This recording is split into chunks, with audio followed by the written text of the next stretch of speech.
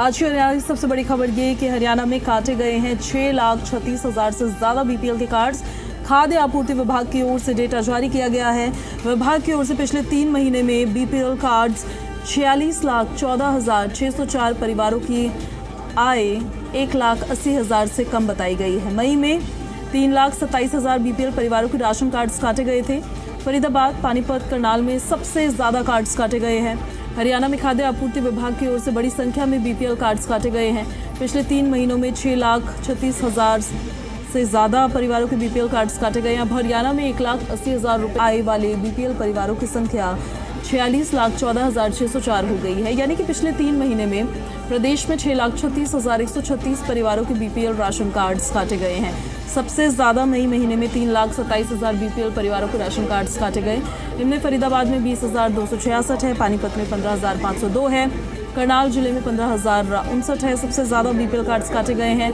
इससे पहले जून में ये आंकड़ा 48 लाख, मई में ये 49,22,000 और अप्रैल में 52,50,000 से ज्यादा था।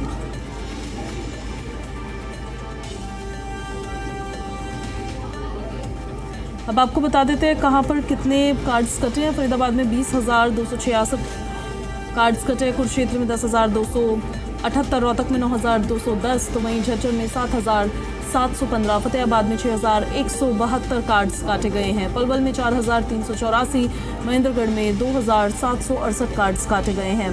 पंचकुला में 2,785 कार्ड्स काटे गए हैं। तो वहीं पानीपत में 15,502, करनाल में 15,059, गुरुग्राम में 14,301, कैथल में 8,783, हिसार में 8,656 और रेवाड़ी में 4,412, जींद में 5,593 कार्ड्स कटे हैं। अब देखिए, कार्ड्स तो काट लिए गए हैं, लेकिन अब कुछ सवाल हैं जो खड़े हो रहे हैं। सवाल क्या है? हरियाणा में लगभग 6 लाख से ज्यादा जो गरीब थे, क्या वो अब गरीब नहीं रहे हैं? सवाल नंबर 2, पहले किसकी शय पर ये गलत बीपीएल कार्ड्स आखिर बनाए गए? तीसरा सवाल जो जी दिल्ली एनसीआर हरियाणा पूछ रहा है, कौन खा रहा था गरीबों का हक? क्यों एक्शन नहीं हो रहा था? और चौथा सवाल जो खड़ा हो रहा है, चुनावी फायदा लेने के लिए क्या ये बीपीएल कार्ड्स बनाए गए थे? पांचवा सवाल जो खड़ा होता है वो ये है कि क्या लापरवाह अधिकारियों पर अब एक्शन लिया जाएगा? ये तमाम तरीके के सवाल हैं जो खड़े हो रहे हैं, जो हमने आपके सामने रखे हैं, जो हम सरकार से पूछेंगे, प्रशासन से पूछेंगे। क्या क्या है वो सवाल? हरियाणा में 6,36,000 अब गरीब क्या नहीं रहे हैं? पहले किसकी शय पर ये कार्ड्स बनाए गए थे? इसको लेकर अब कांग्रेस महासचिव रणदीप सुरजेवाला ने हरियाणा सरकार पर निशाना साधा है। और कांग्रेस महासचिव रणदीप सुरजेवाला ने हरियाणा सरकार पर निशाना साधते हुए उनको गरीब विरोधी बताया है। आरोप लगाया है उन पर। हरियाणा की बीजेपी सरकार ने 2024 के विधानसभा चुनाव से पहले राज्य की लगभग 70% आबादी को गरीबी रेखा से नीचे बीपीएल बताया। सत्ता मिलते ही 7 महीने में उसी सूची से 18 लाख नाम हटा भी दिए। आगे सुरजेवाला ने कहा, सरकार गरीबों और वंचितों के साथ निर्मम विश्वासघात करना बंद करें, गरीबों को उनके अधिकार और उनके हक सौंप दे, ये कहा गया है उनकी तरफ से। अब देखिए, अब ये कार्ड्स काट तो दिए गए हैं, अब उन परिवारों को बीपीएल की श्रेणी से हटा तो दिया गया है, लेकिन मानदंड क्या है इसका? और इसकी जब जांच हुई तो कितने लेवल की इसकी जांच हुई? सत्यापन की जो प्रक्रिया थी उसको लेकर क्या कोई जवाबदेही है? क्या कोई नोटिस है? और ऐसी फैमिलीज़ जो बीपीएल के अंडर आती है, जो गरीब है, जिनको चाहिए कि उनको सुविधाएं मिले, दोबारा से सत्यापन की क्या उनके लिए सुविधा है? जो अगर तकनीकी गड़बड़ी कहीं हुई है, अगर ये कोई संभावना है, तो उसको कैसे दूर किया जा रहा है? जैसे कि किराए पर जो घर होता है उसे कोठी दिखाना, गलत डेटा देना, उनके लिए क्या है? सतत समीक्षा जो है उसके लिए सुधार के लिए क्या व्यवस्था है? हर महीने जो जवाहरात आकलन का रोड मैप होगा वो क्या होगा? मिलने वाले लाभार्थियों की संख्या क्या होगी? वास्तविक गरीब जो है उनकी रक्षा कैसे होगी? ये सुनिश्चित करने के लिए क्या कदम उठाए गए हैं कि वाकई गरीब लोग छूट ना पाए, जो गरीब है उनको सुविधाएं मिल जाएं। और जिला और ब्लॉक स्तर पर जो डेटा है वो पूरी तरीके से सार्वजनिक किस तरीके से किया जाए। तमाम तरीके के सवाल हैं जो खड़े होते हैं। हालांकि सरकार ज़रूर ये कहती है कि संसाधनों में पारदर्शिता आएगी, इससे जो गलत लाभार्थी थे वो बाहर हो चुके हैं, जिससे नकली दावों पर लगाम लगेगी, असली ज़रूरतमंदों को फ़ायदा मिलेगा।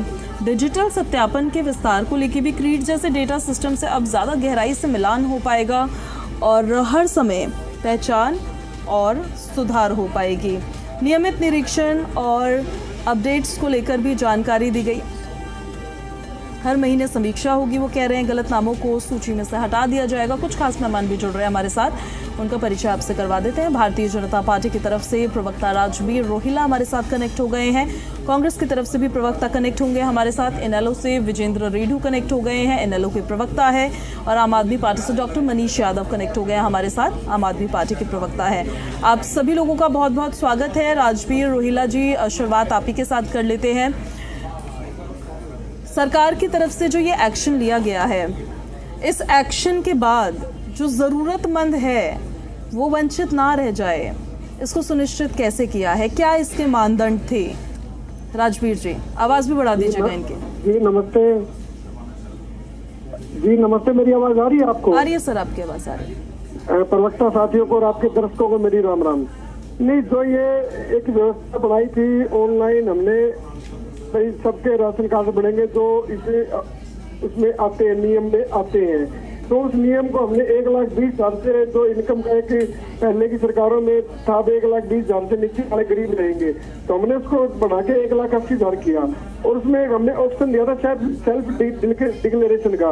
भाई अब आप अपनी आय स्वयं सत्यापित कर सकते हैं, अपनी CSC पे जाके अपना अप्लाई कर सकते हैं या अपने अन्य माध्यमों से कर सकते हैं। उस हिसाब से कुछ जो अभी डाटा आपने दिया है, भाई ये इतने राशन कार्ड कटे हैं, तो कहीं ना कहीं तो इस सत्यापन में ये उनकी तरफ से चूक रही है।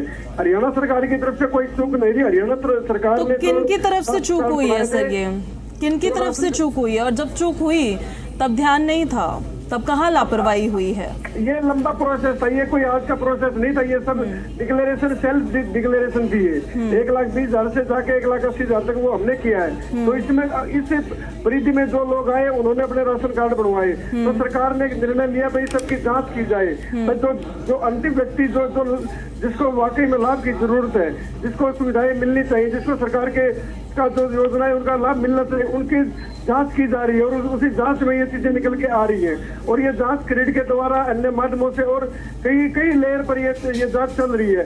धीरे धीरे जो योग्य होगा वो बाहर नहीं जाएगा, जो अयोग्य है वो बाहर जाएगा। ये कन्फर्म बात है। क्योंकि बीच में ये भी आया था भाई एक परिवार में 2 बच्चे कमाने वाले हैं, उन्होंने अपने माँ बाप को अलग कर दिया। तो वो सारी चीजें जांच का विषय है, वो जांच चल रही है। और सरकार इस मामले में बहुत गंभीर है। और मुख्यमंत्री जी ने लगातार इस चीज का कहा कि भाई जो योग्य उन्हें रहने दीजिए, जो अयोग्य वो निकल जाए। उन्होंने बार बार अपील भी की थी और डेडलाइन भी दी थी। तो मुझे लगता है ये चीजें सारे उसी का एक परिणाम है कि भाई ये जो राशन कार्ड कट रही है। ठीक है सर, मैं लौट रही हूँ आपके पास। कांग्रेस प्रवक्ता वेद प्रकाश विद्रोही जी भी कनेक्ट हो गए हमारे साथ। वेद प्रकाश जी, आपको क्यों लगता है कि गरीबों के साथ यहाँ विश्वासघात या फिर धोखा हुआ है? प्रक्रिया है ये, एक उनका कहना ये है कि जो बिलो पॉवर्टी लाइन अब नहीं रहे, उनको सुविधा देना अब हमारा काम भी नहीं है। वेद प्रकाश विद्रोही जी, आप कनेक्टेड है सर हमारे साथ? ठीक है, उनको दोबारा से कनेक्ट करिए, शायद कनेक्शन टूट गया। विजेंद्र रेडू जी, सवाल मेरा यही है सर आपसे भी, आपके हिसाब से ये एक्शन को कैसे देख रहे हैं आप? पूजा जी देखिए, ये भारतीय जनता पार्टी की सरकार है, ये एक मैनेजमेंट की सरकार है, इवेंट मैनेजमेंट इनका बड़ा जबरदस्त है। जब 2 अक्टूबर 24 में चुनाव होने थे तो उस टाइम बिल्कुल बहुत स्पीड से इन्होंने एक महीने में लाखों कार्ड बनाने का काम किया। एक तरह से इनडायरेक्ट रूप से इन्होंने मतदाताओं को रिश्वत देने का काम भी किया था। नहीं तो जो ये वेरिफिकेशन की बात कर रहे हैं, क्या उस टाइम वेरीफाई नहीं होते थे? इनकम वेरीफाई नहीं होती थी। या सेल्फ डिक्लेरेशन में यदि किसी व्यक्ति ने अपनी इनकम दिखा दी, से बिलो दिखा दी, आफ्टर दैट उसके ऊपर भी तो वेरिफिकेशन होकर के ही तो डिटेल बन करके आते हैं। पटवारी वेरीफाई करता है कि तहसीलदार वेरीफाई करता है, पार्षद वेरीफाई करता है, उस टाइम सरकार ने जानबूझ करके ये छूट देने का काम किया था ताकि इनको ज्यादा से ज्यादा वोट प्राप्त हो सके, वो तीसरी बार सत्ता में आ जाए। आज के एक तरह से ये मतदाताओं के साथ धोखा ही था, क्योंकि आम आदमी ने लालच में आकर के अपने कार्ड बनवाए। उनको ये था कि चलो हमारे कार्ड बन गए, हमारी को सरकारी सुविधा मिलती रहेगी। लेकिन अब जिस प्रकार से इन्होंने चाबुक चलाने का काम किया है, ये निश्चित तौर पर उन गरीब आदमियों के साथ धोखा है। उनको लालच दिया गया, उनके वोट मार्जित किया गया और आज इन कार्डों को काट करके उनके साथ धोखा करने का काम कर रहे हैं। 52 लाख से 52,50,000 के करीब बीपीएल में, और ऐसा के हाथ में होता है कि हर महीने 3-3 लाख 4-4 लाख ये जून में आपने आंकड़ा दिया है, जो इसमें जून महीने में, मई महीने में 3.27 लाख यानी 3,27,000 बीपीएल कार्ड काटने का काम किया। अब ऐसा कौन सा अंतर आने के पास के फटाफट वेरीफाई कर रहे हैं और उनको काट रहे हैं। दूसरी बात, 1,80,000 हमने इनकी लोअर इनकम को बढ़ा दिया था, 120 से 180 का काम किया था। मेरे भाई 120 कब हुआ?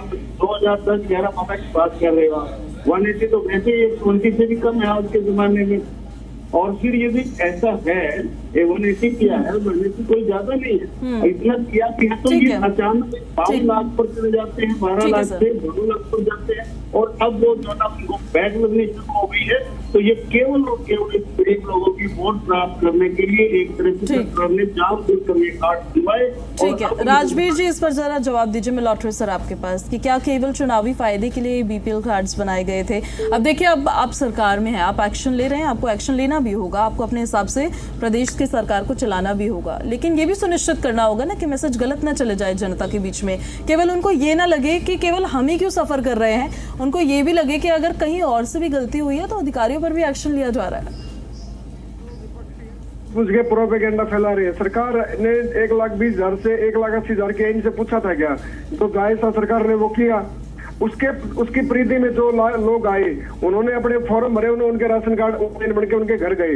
लेकिन कुछ जिन लोगों ने सेल्फ डिक्लेरेशन में गलत किया, मैं फिर कह रहा हूँ ये बात, जिन्होंने सेल्फ डिक्लेरेशन में गलत किया उनकी जांच हो रही है, उनकी जांच होएगी और जो दोषी होगा इसमें उसको बाहर किया जाएगा। बिल्कुल सरकार का स्पष्ट निर्णय, और इसमें कोई भी जो योग्य है वो बचेगा नहीं, उसको सरकार की योजनाओं का पूरा लाभ मिलेगा। और ये लोग जो 1,20,000, ये आज की बात नहीं है, ये बहुत पहले इन्होंने 1,20,000 का कर रखा था। हम लोगों ने तो, सरकार ने तो राहत दी है लोगों को, लेकिन उसके अंदर कुछ गलत आदमी आए हैं, बिल्कुल नेचुरली बात है, क्योंकि सरकार ने एक प्रावधान दिया था आप सेल्फ डिक्लेरेशन करो। मैं बार बार कहता हूँ ये बात, लेकिन इन लोगों को ये इनके अपना प्रोपेगेंडा फैलाना, जनता ने इनको, जो इनेलो वाले साथी 21 साल से सत्ता से बाहर, लेकिन रोज सपने लेते ही है मुख्यमंत्री बनेंगे। कहाँ मुख्यमंत्री बनोगे आप लोग? कहाँ आपका स्टैंड कहाँ है? आप जब एक बात, जो कोई चीज गलत की है तो आप उसको गलत क्यों नहीं बोलते? भाई इन लोगों ने जिन्होंने भरे हैं, जिनके बच्चे 2-2, 3-3 बच्चे सरकारी नौकरी पे लगे हुए हैं, जिनकी आय बहुत ज्यादा है, और वो लोगों ने अपने माँ बाप को अलग कर दिया उसके लालच में, वो गलत नहीं है क्या? सामाजिक रूप से भी तो वो गलत है भाई। आप अपने माँ को लाइन पे लगा रहे हो, तो ये भी तो एक बुराई है भाई। जब एक घर की स्थिति बहुत बढ़िया है तो मुझे लगता है उन लोगों को इससे स्वयं ही हट जाना चाहिए। मुख्यमंत्री जी ने बार बार अपील की है इस बात की, भाई जो लोग सक्षम है उन्हें बाहर निकल जाना चाहिए, उन्हें बाहर निकलना पड़ेगा, उन्हें बाहर निकाल दिया जाएगा। ये बात आप समझ लो, क्योंकि सरकार गरीब को समर्पित है, सरकार ये वंचित को समर्पित है ये सरकार। ठीक है, मैं लौट रही सर आपके पास। डॉक्टर मनीष यादव, मैं अब आपको रुक करना चाहती हूँ। मनीष, कौन खा रहा है गरीबों का हक? सिर्फ विरोध करने के लिए विरोध करना है या फिर फैक्ट्स भी है? मनीष जी, आपकी आवाज आ रही है, बोलिए मनीष जी। साथियों को नमस्कार, आपके सभी दर्शकों को, श्रोताओं को मेरा नमस्कार। देखिए, बिल्कुल मैं समझता हूं कि भारतीय जनता पार्टी का जो चरित्र है वो इस कदम से साफ नजर आता है कि भारतीय जनता पार्टी जो है वो गरीब विरोधी पार्टी, गरीबों का शोषण करने वाली पार्टी है, और सरकारी संसाधनों को, सरकारी व्यवस्थाओं, सुविधाओं को जो आम लोगों तक पहुंचानी है, जो जिम्मेदारी सरकार की बनती है, उनको अपने निजी फायदे के लिए उसका दुरुपयोग करना, उसका गलत इस्तेमाल और नाजायज फायदा उससे लेना, ये इसका चरित्र भारतीय जनता पार्टी का आज इस कदम से बिल्कुल साफ है। 6,36,000 परिवारों के बीपीएल कार्ड एक झटके में काटने का काम आज किया है। चुनाव से ठीक पहले मनमाने तरीके से हर व्यक्ति को ये कह दिया गया कि आप अपने बीपीएल कार्ड को बनवा लीजिए, सरकार आपकी मदद करेगी, सरकार आपके साथ खड़ी है। आज चुनाव बीत गया, जीत हासिल कर तो चुनाव आपकी सरकार आपके खिलाफ खड़ी है, हम चुनाव सरकारी नौकरियों में भी यही किया। युवाओं को मनमाने तरीके से झूठे सच्चे बोनस मार्क्स बना के तरीके से उनको नौकरी दी और आज उनसे नौकरियां छीन ली। हाई कोर्ट ने तमाचा लगाया इनकी नीतियों पर और युवाओं को नौकरी से हाथ धोना पड़ रहा है। तो ये गलत नीतियों का जो परिणाम है, इससे फायदा होता है भारतीय जनता पार्टी को और नुकसान होता है आम जनता को, लोगों को। इस तरह की गतिविधियों में कौन शामिल है, इसकी जिम्मेदारी तय होनी चाहिए। क्या ऊपर मुख्यमंत्री से लेकर सबके सब लोग चुनावी फायदे ठीक है देखते हुए इस तरह की नीति बनाते हैं और फिर फायदे देखते हैं, इसकी जांच होनी चाहिए। कौन लोग थे जिन बिना प्रमाण के, बिना प्रमाणित किए कि ये रेखा में आना चाहिए और उसको बना दिया, उस समय गरीबी रेखा तक उसको जारी कर दिया, उसको बीपीएल का दे दिया और आज आप उसका मनमाने तरीके से वापस उससे छीन रहे हैं। तो उस कहाँ गई थी आपकी जांच कमेटियां? आज आपने जांच कर ली, आपको पता लग गया कि सबके सब गलत हैं। 6,36,000 हरियाणा के जो हैं वो झूठे हैं, वो जानबूझकर गरीब बन रहे हैं। पहले भी आपने इसी तरह से गांव में लोगों के बीपीएल कार्ड काटे थे। चुनाव से पहले हाहाकार था गरीबों के अंदर और गरीबों ने गांव-गांव में आवाज उठाई थी। जिस व्यक्ति के घर में खाने को दाना नहीं था, उसका काट कर रख दिया था। वो सरकार के चक्कर काट रहा था कि मेरा बनना चाहिए, मैं गरीब हूँ, लेकिन आपकी सरकार सुन नहीं रही थी। और आज आप फिर उसी तरीके से इस 6,36,000 हम पूरे दावे के साथ कह सकते हैं कि कोई ऐसा व्यक्ति नहीं जिसने झूठ और मक्कारी से ये कार्ड हासिल किया होगा। रास्ता आपने उसको दिया, उस रास्ते पे सच्चाई। ठीक है सर, इसका जवाब राजवीर जी देंगे। ठीक है मनीष जी, लौट रही हूं आपके पास। राजवीर जी आप जवाब भी दीजिएगा और इसी के साथ साथ में एक और अपना सवाल भी ऐड कर रही हूँ। ये सुनिश्चित करने के लिए क्या कदम उठाए गए हैं कि वाकई जो गरीब लोग हैं वो इसमें छूट ना जाए, मतलब वास्तविक गरीबों की रक्षा आप करें? शुभ नाम राजवीर जी, आपका शुभ नाम क्या है? जी पूजा जी, दिक्कत पता क्या, जब मनोहर लाल जी ने, जो हमारे आदरणीय मुख्यमंत्री थे उस वक्त और इस वक्त केंद्रीय मंत्री है, उनका एक शुरू से उनका ध्येय था भाई अंत्योदय की भावना से हम लोग काम करेंगे। हमें अंतिम व्यक्ति तक सरकार की योजनाओं को पहुंचाने के लिए हमें जो कुछ भी करना पड़ेगा, हमने चाहे वो ऑनलाइन जो 433 सुविधाएं ऑनलाइन करनी पड़े, चाहे वो मेरिट पे नौकरी की बात हो, चाहे वो विवाह शगुन योजना की बात हो, सबको हमने पोर्टल पर आके रख दिया। तो उसमें जो ऑप्शन था वो एक सेल्फ डिक्लेरेशन का ऑप्शन था। मैं फिर कह रहा हूँ ये बात, अब मेरी मर्जी है, मैं उसको इनकम को 2 लाख लिखूं, 20 लाख लिखूं या 1 लाख लिखूं, तो वो हमने तो लिख दिया वो। बट लेकिन सरकार का नैतिक दायित्व था और सरकार की जिम्मेवारी बनती है, प्रशासन की जिम्मेवारी बनती है उन चीजों को फैक्ट चेक किया जाए। और उन जब शिकायतें आने लगी, जब शिकायत नहीं, मतलब है कि जिसको 4 पहिया वाला एक वाहन की जिसके नाम है या अन्य जो सुविधाएं वो ले रहा है, या जो एक फैमिली आईडी को अलग करने की जो की प्रक्रिया अपनाई गई थी बीच में, तो उन सारी चीजों को देखते हुए इसकी जांच का निर्णय लिया गया और लगातार जांच इसकी 4 से 5 लेयर में हो रही है। ट्रीट अपने लेवल पे कर रही है, स्थानीय प्रशासन अपने लेवल पे कर रहा है और जो हमारा आपूर्ति विभाग है वहाँ भी जांच चल रही है। तो आप ये मान के चलिए जो योग्य होगा वो कहीं नहीं जाएगा। हमने सबसे जो अच्छा काम किया, 1,20,000 की एक हमारी इनकम का एक पैरामीटर बनाया हुआ था पिछली सरकारों ने, हमने उसको बढ़ा के 1,80,000 किया। ये अच्छी बात है कि नहीं है? अल्टीमेटली सरकार का मतलब क्या होता है? सरकार का मतलब होता है लोगों को राहत दी जाए, वो किसी न किसी मतलब योजना के तहत, किसी न किसी कानून के तहत। तो हमने योजना बढ़ाई 1,80,000 इसके किया जाएगा, उसमें लोग आएंगे तो उनको हम सरकारी योजनाओं का लाभ दिया जाएगा और वही लाभ हम देने की कोशिश कर रहे थे और दिया जा रहा है। ठीक है सर, मैं लौट रहा हूँ आपके पास वापस लौट रही हूँ। कांग्रेस से वेद प्रकाश विद्रोही जी भी कनेक्ट हो गए हमारे साथ। वेद प्रकाश विद्रोही जी, आपको क्यों लगता है ऐसा आपकी पार्टी को कि ये विश्वासघात हो रहा है? एक प्रक्रिया है, वो कह रहे हैं कि जो बीपीएल के अंडर नहीं आ रहे हैं हम उनकी छटनी कर रहे हैं। देखिए वो असत्य बोल रहे हैं। अगर आप इनका इतिहास देखेंगे तो विगत 3 महीनों में इन्होंने 6,36,000 परिवारों को बीपीएल सूची से हटा दिया। 2021 के अंदर जहाँ 11 लाख परिवार बीपीएल सूची में थे, जो चुनाव नजदीक आते गए ये बीपीएल बनाते गए। 2022-23 में ये 23 लाख थे, फिर जो ही ये 24 का चुनाव आया, लोकसभा विधानसभा का, ये 54 लाख लेकर चले गए, 52 लाख लेकर चले गए। अब जो ही चुनाव खत्म हो गया तो ये ग्रेजुअली उसको धीरे धीरे काटना शुरू कर दिया। तो विगत 3 महीने में इन्होंने 6,38,000 परिवारों के नाम काट दिए। और जो ताजा सूची बताई है अपने खाद्य आपूर्ति विभाग ने 30 जून 2024 की, उसके अनुसार 46,14,000 रह गए। और ये हर महीने काटेंगे और ये काटते इसको उसी 30 लाख 28 लाख तक ले आएंगे। ठीक है। सवाल ये है कि जब चुनाव था तो 23 लाख से एकदम 52 लाख कैसे हो गए। ठीक है। और जब चुनाव खत्म हो गया, सर माफी के साथ आपको रोकना पड़ रहा है। आप सभी लोगों का बहुत बहुत शुक्रिया, आप लोग जुड़े हमारे साथ इस विषय पर चर्चा करने के लिए।